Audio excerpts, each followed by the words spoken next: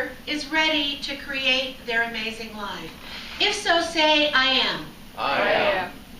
Who here is ready and willing to experience more aliveness and vitality?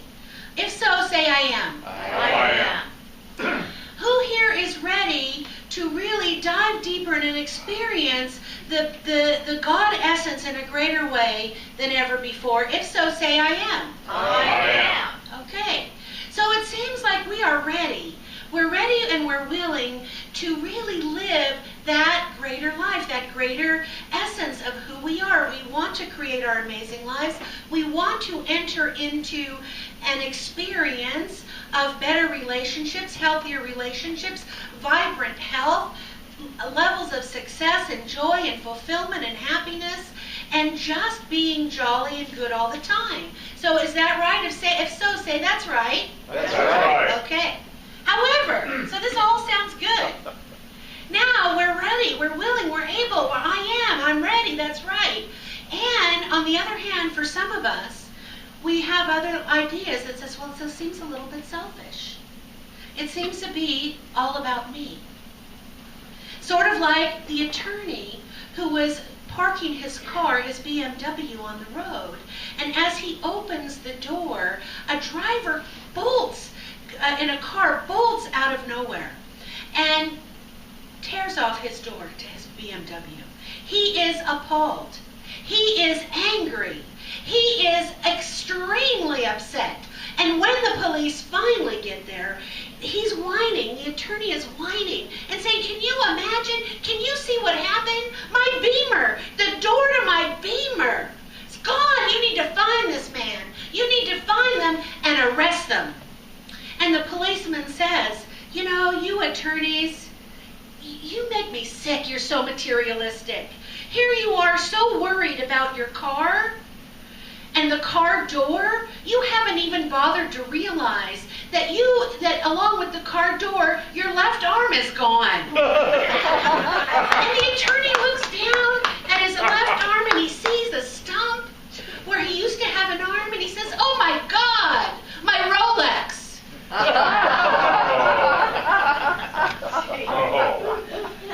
Okay, so New Thought sometimes gets a bad rap. Sometimes from the outside looking in, and sometimes even for us sitting in these seats, you know, we talk a lot about create, you know, the infinite possibilities that I talk about, moving in the direction of our dreams, manifesting our desires. So it seems it's like a lot about me, me, me. And sometimes it's challenging to balance that because we also don't want to be super selfish, right? So today we're going to talk about the difference between being self-centered and centered in self. Centered in that God self. Because really, you know, Lao Tzu, way back when, who is the founder of the Tao, said, give a man a fish and you feed him for a day. But teach a man to fish and you feed him for a lifetime. And that's really the goal of New Thought churches. It's about teaching. It's about teaching, not keeping people stuck. It's about empowering not only ourselves, but empowering others to recognize that they are right where they need to be so that they don't have to stay in situations and circumstances that they find themselves that are unfortunate or what they don't want. It is about opening up to an awareness of a greater possibility. So we're about teaching and empowering. We're about holding others as courageous and successful. We don't spend a lot of time on the outside looking in. New Thought churches are not known for, you know, opening up soup kitchens and feeding the homeless. Because why? We want to empower, teach, inspire, and equip those people not to be stuck. We want them to succeed in every way. Why? Because we know that the infinite presence is right where they are, just like the infinite presence is right where we are. And so we're about teaching and about healing that separation, that misunderstanding that our good, our God, our anything is apart from where we are. But sometimes it looks like we can be a little bit, it seems like we can be be a little bit self-centered. But those are just for those of us that don't really know. Because we need to help others, right? We want to help ourselves first. So I have a story this morning. There was a Zen master, and he was getting very old. And he was wanting to anoint and appoint a successor. He had been the head abbot, the lead abbot at a monastery for quite a long time, but he was getting old. And so he made the announcement that he was going to appoint his successor, and it would be the one who he felt was the least lazy. Well, everybody knew it was really it would be only between Chin and Tara. Because these two, not only were they favorite students of the master, but they both had wonderful characteristics, great characters, good behaviors. They were someone who both of them were really on that path towards enlightenment and an awareness. So it was really between Chin and Tara. So Chin is busy thinking, he's planning. How can he prove to the master that he is the least lazy? And so he plots and he thinks, and he comes up with a plan. And his plan is about fixing all the things that need to be fixed in the monastery.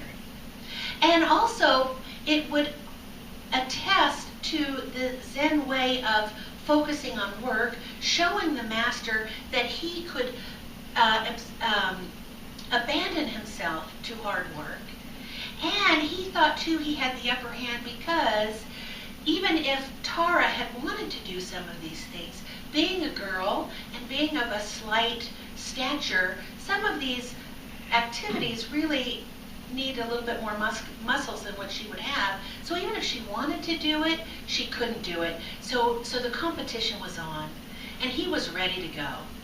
So the first day comes, and he starts by working on the roof of the meditation center, the great meditation center. The roof had begun to decay.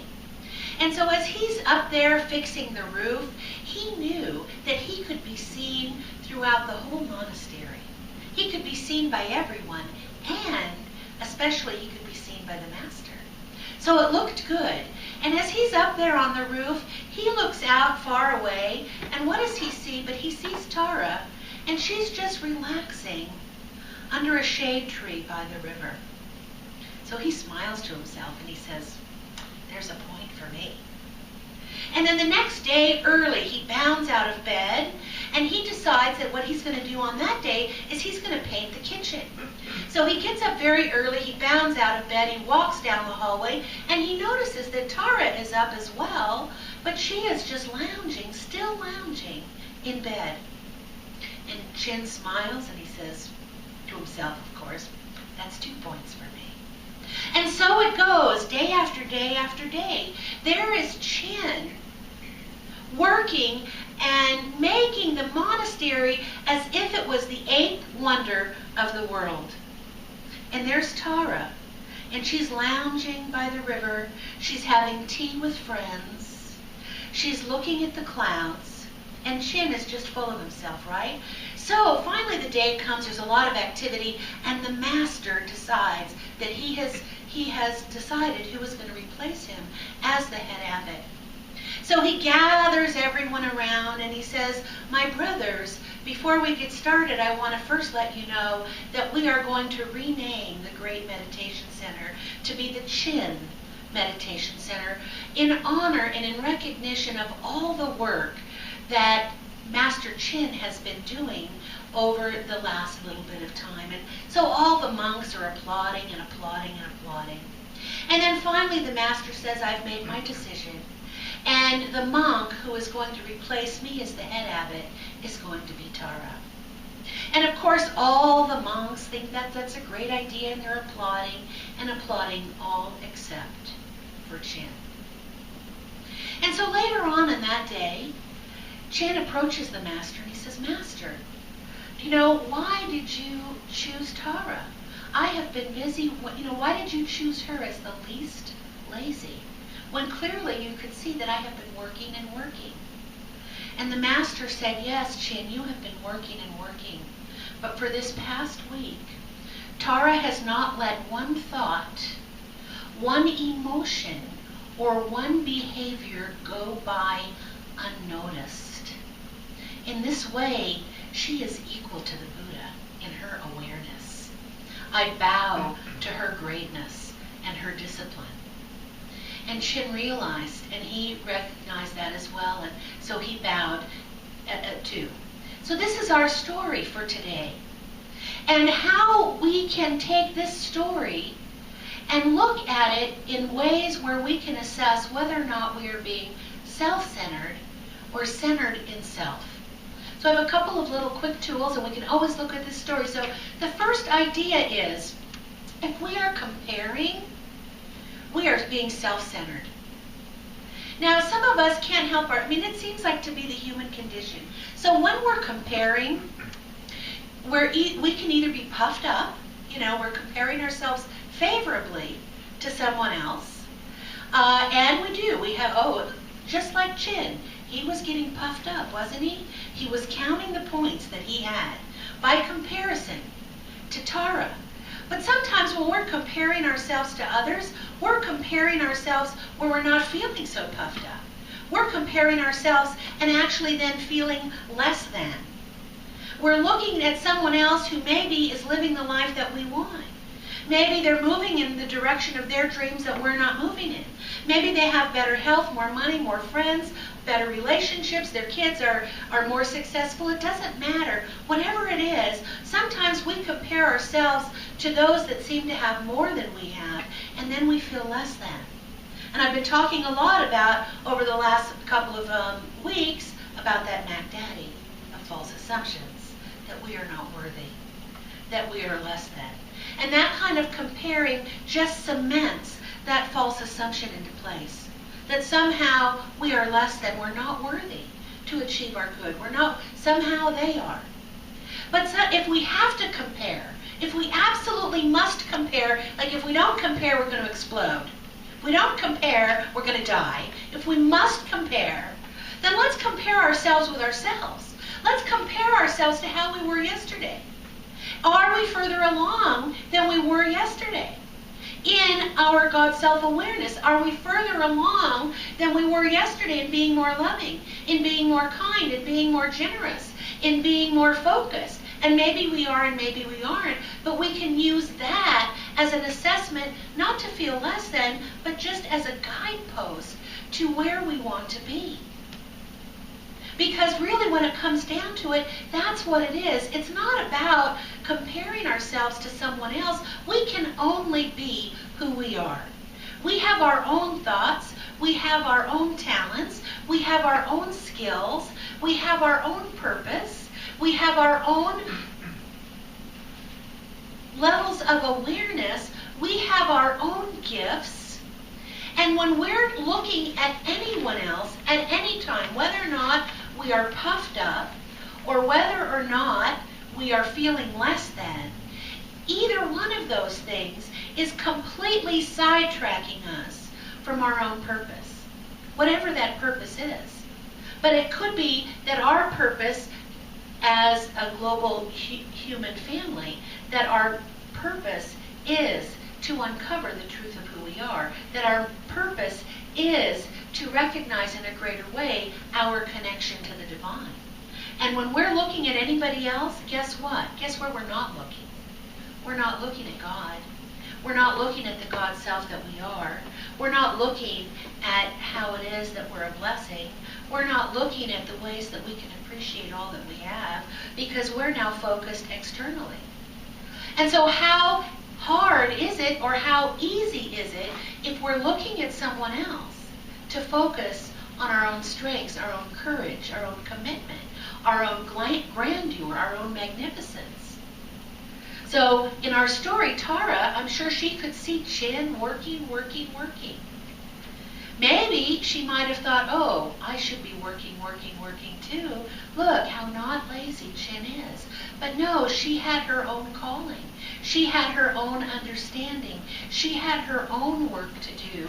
And because she was not moved by appearances, those appearances moved away from her conscious awareness. So if we're comparing, we are self-centered when we are recognizing the God of who we are and moving closer to that, then we are being centered in self.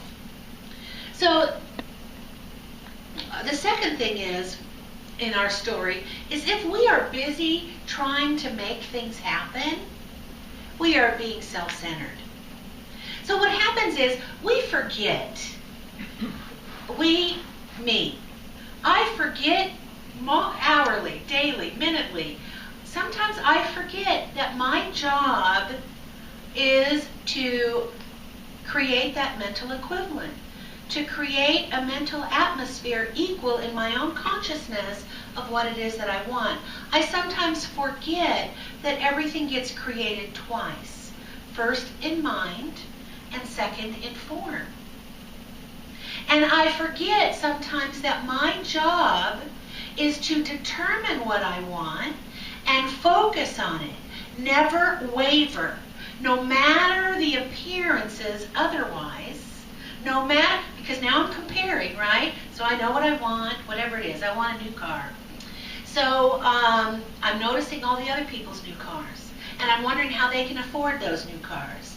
And I'm wondering what the payments are of the new cars. And then I'm thinking, I can't afford a new car. What am I thinking? And then I'm thinking about the registration costs. Oh, then that's even more money. And then I'm thinking about the insurance costs. Oh, and that's even more money. I'll never get a new car. And then I'm thinking, and then I'm looking at, I'm being mad at other people who have new cars. You get it?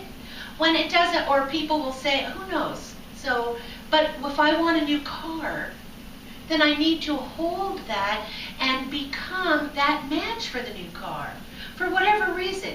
Maybe I'm thinking, oh, well, my car is fine. Why should I want a new car? What are people going to think? Because maybe the new car I want is a Jaguar, right? A Jaguar. Or an Audi. Oh, do you know what I mean?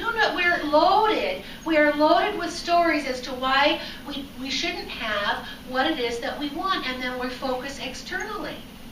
And we're comparing yet again and contrasting, or sometimes then we're making things happen.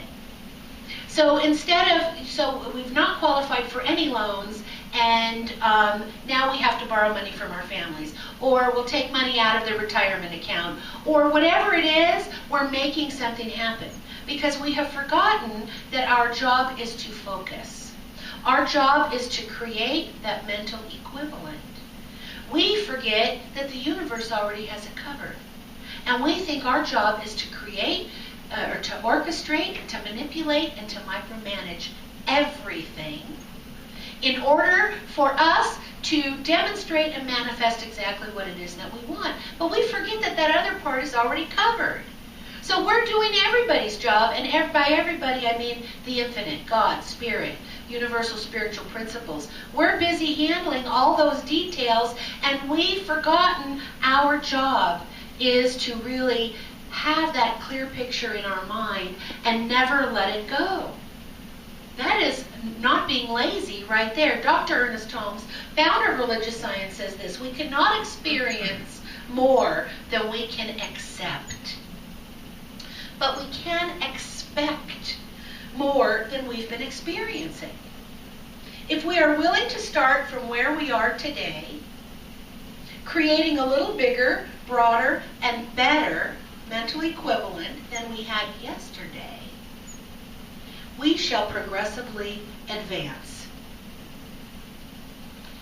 So, we need to learn to expect more. And once we learn to expect more, then we can then allow ourselves to be open to accept more. But that comes from not messing around in the details. That acceptance, that expectance, and that allowing comes when we are clear on what our role is, when we are clear on what our job was. So in our story, Chin was very, very, very busy making things happen. And he wanted everyone to know that he was making things happen.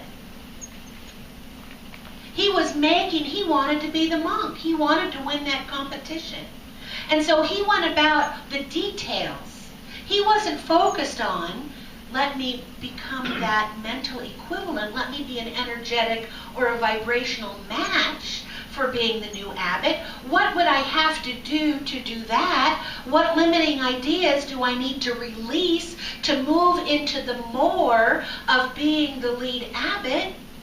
No, he was busy in the details, trying to prove, trying to compare, trying to gain favor, when Tara was busy being. Her work came from establishing a bigger consciousness, a broader awareness of maybe what it might take to lead a group of monks in this monastery. And so finally, our third point is, if we're only looking out for number one, me, that is being self-centered and not centered in self. So Martin Luther King Jr. said this. He said, life's most persistent and urgent question is, what are you doing to serve others? And Marianne Williamson wrote, in every community, there is work to be done. In every nation, wounds to heal. And in every heart, there is the power to do it. So, and to me, what that speaks of, so we're talking about being self-centered and centered in self, and being of service and being kind. So when we have a goal, when we have a desire, and I'm thinking that the desire is really, when we dive down and dig deep, these are desires from spirit. Our desire really cannot harm anyone else. So it's not going to be, let's say, I'm going to call it the will of God, if what we want really is harmful to someone else. That really would not, that would be very small and very self-serving. But when we say, I want whatever it is that you want, pull up something that, are you ready to create your amazing life? When I asked you this morning and you said, I am. What does that look like to you? And why do you want to create it? Well, on the small level, we want to say, well, because I'm going to be happy, because I want to. A short term. And although that's true, I think we all want to do things because it's going to make us feel better. We don't, any of us want to feel worse. We don't want to be depressed. We don't want to stay in, well, maybe we want to stay in bed all day, but because that's what we want to do, because we want to relax. But beyond feeling better, beyond being happier, there is a deeper desire to show up in a bigger way for others. When we show up in a bigger way for ourselves and we wear our fulfillment hats, we are way more available then to teach others, to inspire others, to empower others, to equip others to have exactly what it is that they need.